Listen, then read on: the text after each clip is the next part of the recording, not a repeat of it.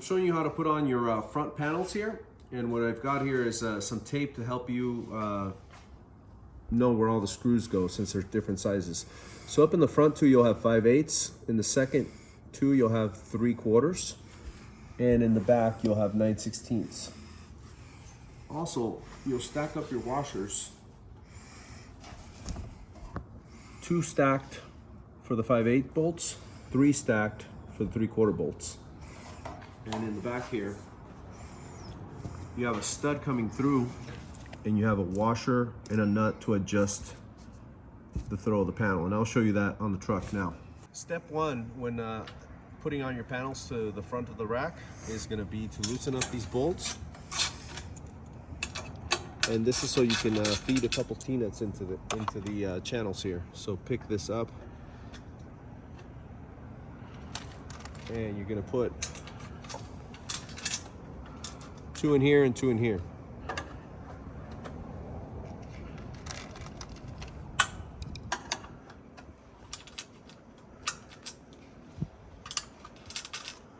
Now you can return this back to flush. Tighten it up. Step 1. Okay, here we are now dropping the panel into place, and this is going to line up with that.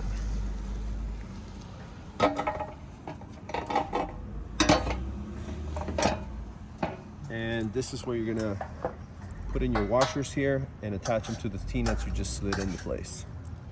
So remember, 5/8, 3/4, 9/16. This is how the bolts stack up together. You'll have your hard washer on the outside and your protective washer on the inside for all of them. These washers will set the height of the panel.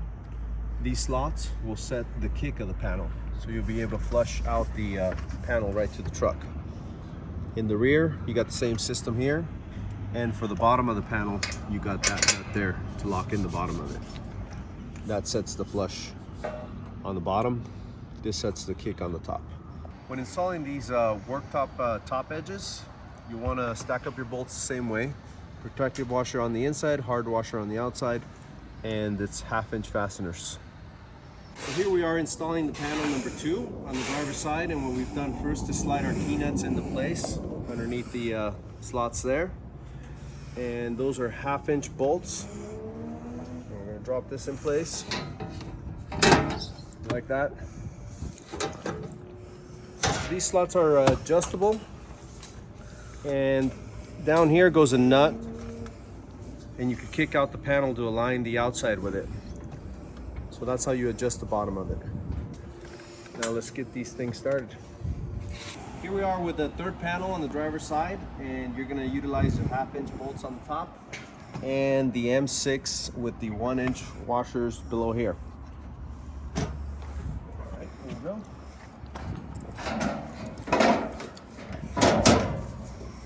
And basically you want to use a little line-up tool to line these things up.